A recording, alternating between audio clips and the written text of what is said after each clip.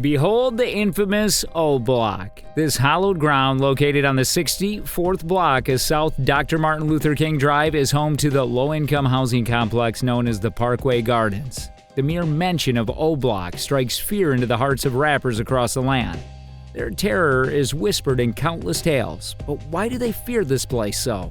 A sprawling complex of 35 buildings, O Block was once the humble abode of Michelle Obama and her family.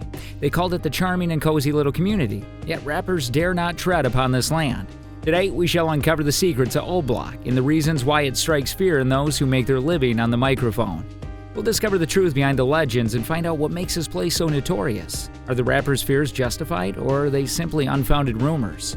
Join us as we uncover the truth about O Block. Unblocking the terrifying truth, why O Block strikes fear in the hearts of rappers everywhere. History. The Parkway Garden homes, built between 1950 and 1955, were a groundbreaking achievement for the African American community in Chicago. For the first time, they owned their homes cooperatively. These 35 structures, including 11 towering 8-story buildings, were erected to address the dire housing shortage following World War I. As the years passed, the population of African Americans in Chicago surged, and O Block rose to prominence. So much so that it was even included in the esteemed National Register of Historic Places in the year 2011. However, with the rise of O Block came a darker side. The Soviet gangs and local violence that plagued the area became rampant, coinciding with the popularity of O Block. Amidst the echoes of gunfire and the sounds of chaos, the Parkway Garden homes stand as a testament to the African American community's triumphs and struggles in the Windy City. Gang Gang.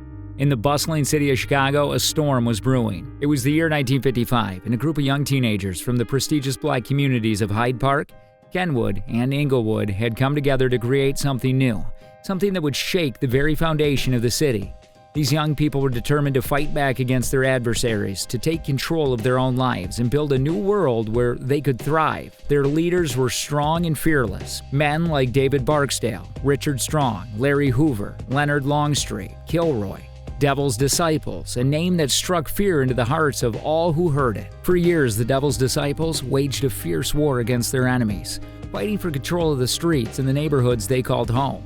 And as the years passed, one man emerged as an undisputed leader of the Disciples, David Barksdale. Barksdale was a force to be reckoned with, a man with a vision of creating factions of discipline out of the small local gangs. His power was absolute, his will unbreakable, and his followers were loyal to the end. In the year 1926, Barksdale established the Black Disciples Nation, a move that attracted many to join their ranks. But it wasn't until 1969 that their power grew even stronger when Larry Hoover, the head of the opposing gangster Disciples, agreed to merge his forces with Barksdale's. United they stood, a formidable force that struck fear into the hearts of their enemies. Yet fate had other plans, for in a tragic twist of events, Hoover was convicted of murder and sentenced to life imprisonment. Barksdale was left as the sole commander of the gang, a lonely king ruling over his empire.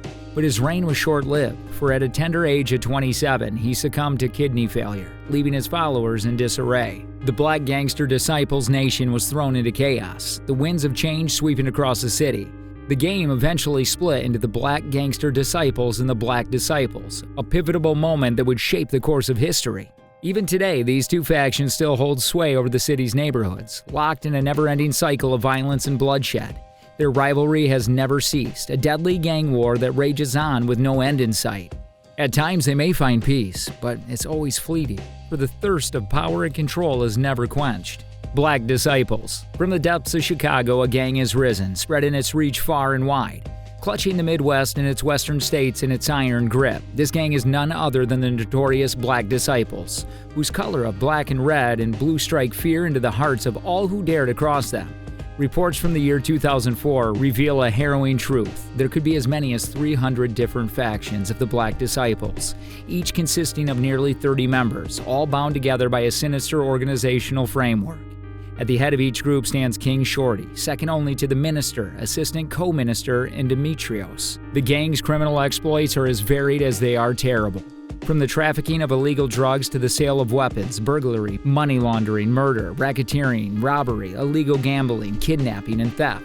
In the streets of O Block, the dominant gang's Black Disciples hold sway, their violent acts striking terror into the hearts of even the bravest souls. It's said that the factions alone is responsible for the majority of murders and other crimes that plague the city. But the Black Disciples are not alone in their reign of terror, for they have fierce rivals in the Vice Lords, Black P. Stones, Mickey Cobras, Lion Kings, and the infamous Gangsters' Disciples. And yet, despite the constant bloodshed and violence, the gangs continue to thrive, with many families passing down their affiliations through generations. It's not uncommon for grandfathers, fathers, and sons of all to bear the mark of these gangs. And in the midst of all the chaos, the Chicago Raptors are born. Their fate intertwined with that of the gang affiliations. Little Dirk, Ella Capone, Kratos and Tenna, Little Reese, and King Von, or the head of the Black Disciples, are just a few of the many young men whose lives have been consumed by the lure of the game. The city of Chicago is a battlefield, and the gangs will stop at nothing to emerge victorious. Gangster Disciples. The Gangster Disciples, a force to be reckoned with, operate as both a prison gang and a street gang, and their influence spans over 110 cities in 31 states. Their signature black and blue has evolved into a more ominous black and gray, reflecting the dark deeds they carry out. The Gangster Disciples have a significant presence in the U.S. jail system, but it's on the streets where their territorial battle with the Black Disciples is most intense. The near north side of Chicago is their stronghold, with a staggering membership of between 25,000 and 50,000. This notorious group engages in a ton of illegal activities, including drug trafficking, money laundering, prostitution rings, assault, auto theft, fraud, and homicide. Their enemies include the Simon City Royals, the Crips, and other rival gangs, while Latin Monarchs, People Nations, Bloods, White Lords, and Black Peace Homes are some of their competitors. The Gangster Disciples are not to be underestimated, and even rappers like FPG Doug, Little Mister, Little Mo, Ruger, Billionaire Black, and Little JoJo have felt their wrath. The danger doesn't stop there. This conflict is intergenerational, with families passing down their allegiance to the Gangster Disciples. In the midst of the violent world, the Gangster Disciples and the Black Disciples are locked in a brutal struggle for power and control. The death of Tuca in Odie Perry. The winds of violence were howling in Chicago, and the once dangerous neighborhoods of Inglewood and the West Side had paled in comparison to the new epicenter of bloodshed, O Block. The desolate corner of North Chicago had witnessed the most shootings in the city from June 2011 to June 2014, earning it the title of O Block. Its streets were drenched in the blood of those who dared to cross the wrong gang. One such victim, Odie Perry, a member of the infamous Black Disciples gangs, whose name was posthumously given to the very block he was gunned down on.